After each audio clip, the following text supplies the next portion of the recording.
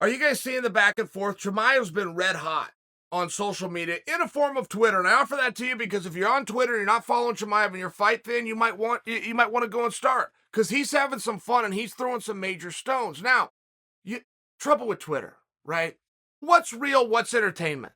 It's all supposed to be entertainment. You got anybody on Twitter? They're only telling the truth. They're only saying what happened. That guy's a weird guy. What'd you even get the account for? Come out and entertain us. We're worried about the truth under the unified rules once we get to the fight to the ring. For now, let's have a little fun. Now, I only tell you that because I don't know what in the hell happened here. I only know what was said, which was Nate Diaz made a suggestion to Chimaev, and he did it through Twitter. He said, put Conor against Chimaev. Chimaev's a rookie, and Conor needs a comeback fight anyway. Now, we all know what Nate's trying to do there. Trying to build a little something, get himself back in there with Conor. Well played. No problem with it. Chimaev weighs in on it somewhere. Conor comes back, says, yeah, I'll do it, but then Dana gets asked about it. And Dana said, I believe they're moving on from the idea of Diaz versus Chimaev. That was not clearly stated, but that was some of my interpretation. And Dana said, I don't blame him. Nobody wants to fight Chimaev, and then Dana paid Chimaev a bunch of compliments. Called him a savage, called him ruthless, called him these beautiful words for the fight world, right? Something none of you would want to be called in your real life, but if you're a cage fighter, under contract, great things to be said by the promoter, but it leads you to another question, which is this. Is it true what we're being told that nobody will fight Chimaev? Is that true? And we have a little evidence that it is. One person has called out Chimaev, and I don't want to hear any of you raising your hand and going, I did it too, Chael. No, you didn't. One person called him out that was a real call out, and that was Neil Magny. And there's a couple other tough guys that said they were willing to step in there and do it. That's very different, being willing to do it. You get credit for that. But a real straight call out, one guy did it, was Neil Magny. That fight didn't happen. A little surprising to me. It seemed to me like the history of the sport, if there's only one guy that wants the job, he usually gets the job. That didn't happen here. I don't know why. Jeff Neal spoke up just by example. And a lot of other fighters have also spoke up to lay out the reasons why they aren't going to fight Chimaev. So what do you do if you do get in a situation where nobody wants to fight him?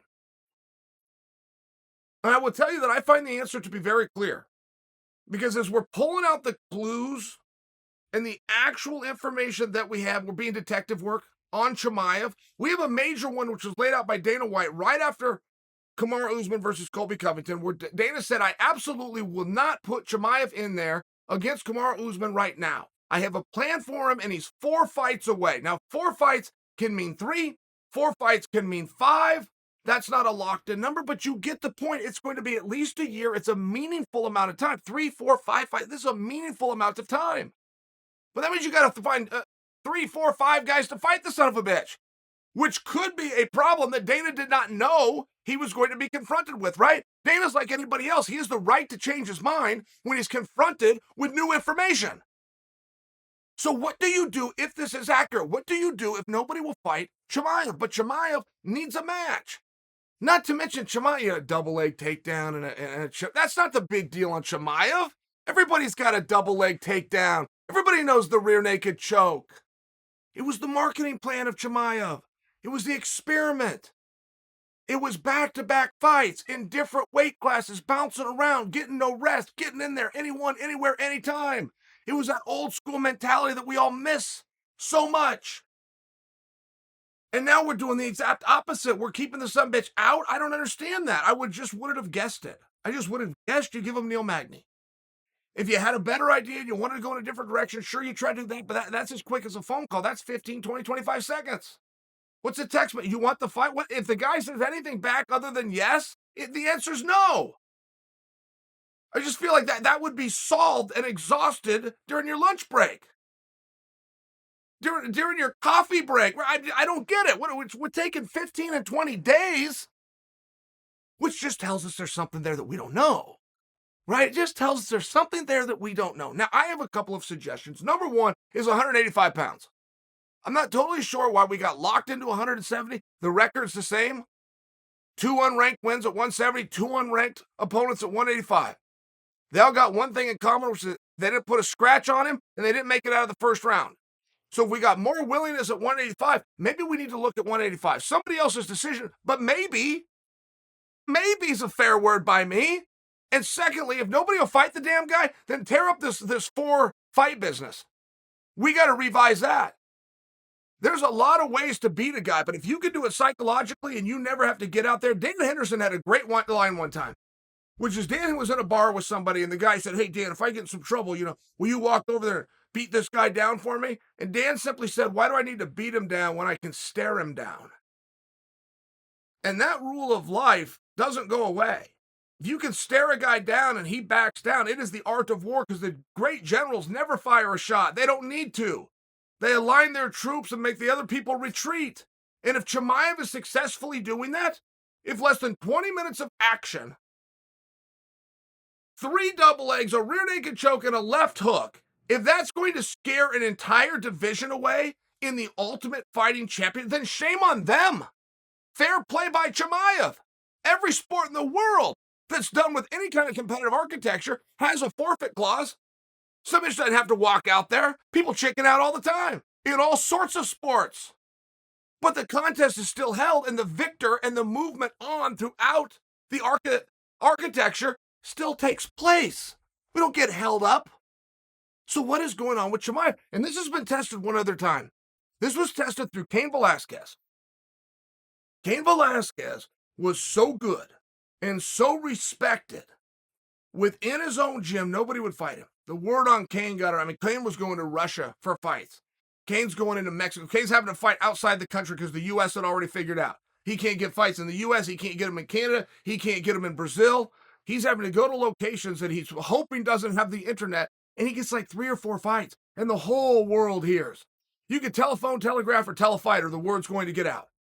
So you get one gym known as the AKA, and these rumors start circling about this guy, this wrestler from Arizona State, who's now in the gym over there. I mean, it was legendary, some of the rumors on Cain, but nobody would fight him. And Javier Mendez called up Dana White, and he said just that: "Dana, I have a guy. I have not asked you for a favor, but I have a guy who I believe is the best in the world. I can't get him a fight. He doesn't generally qualify for what you're looking for to be under contract with you now, and you're going to have to take my word. But I need you to do it because I can't get him a fight." Dana said, I can make guys fight him. I can get him a fight. Signed him up, and sure enough, he's as good as Coach Mendez said he was. Went on to the World Championship. Showed the whole world what that little gym had seen. So there is a way to deal with this. And if Chimaev can back down an entire division, I don't think we need to stay quiet about that. I don't think if I'm doing the matchmaking and I'm getting those phone calls and guys left, right, and center are turning this guy, I don't give a goddamn what your reason is. He's not ranked. He's not. Who cares? Because none of that's true. None of that's true. Every fighter has one job: fight the easiest guy for the most amount of money. And when you get done, go find the next easiest guy for the most amount of money. You have no other job. Now, eventually, that's going to be iron on top of iron, but you still come down to 2 or 3 guys. And amongst those 2 or 3 guys, as great as they are, one of them you deem to be the easiest. That's the guy you go and fight. So if he's backing down an entire division, I have a hard time believing that's true.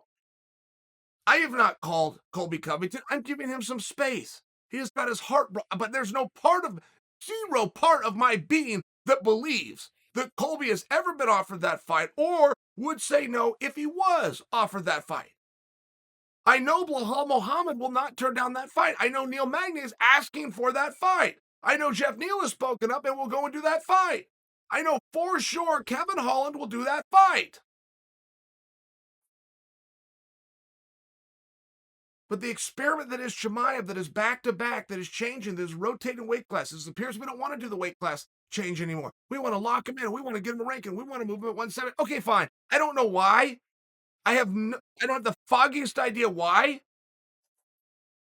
But okay, that's what we're going to do. And Chael, who hasn't talked to anybody, just produced 4 names that will take the fight. If I'm wrong, if those guys are pandering, if behind the scenes those guys need a little more time, if behind the scenes, my shoulder's hurting me, right? If those guys are secretly chickens and I don't know about it, then we got to revise the 4 fights. We got to revise that business. Forfeiture counts. Art of war matters in everything in life. If Chimaev is backing guys down psychologically, boy, that would disappoint me. What a bunch of chickens if that's the case. But if it is, move him on through. Did it with Cain Velasquez. It's the only example that I can give you. I remember when Glover Teixeira came into the sport, though. Glover came with a whole bunch of hype. He had like 22 wins in a row. He lost a match to short-fused Ed Herman, and then it was 17 in a row. It was 20 in a row. It was 23 in a row. It's an unbelievable run that Glover went on, and nobody would fight him.